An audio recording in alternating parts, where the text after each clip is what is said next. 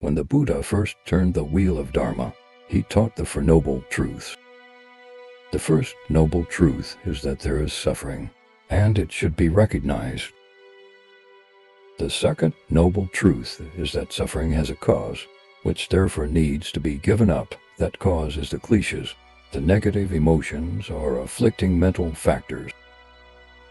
Although there are many such obscured states of mind, the five principal obscurations are desire, aggression, ignorance, pride, and jealousy.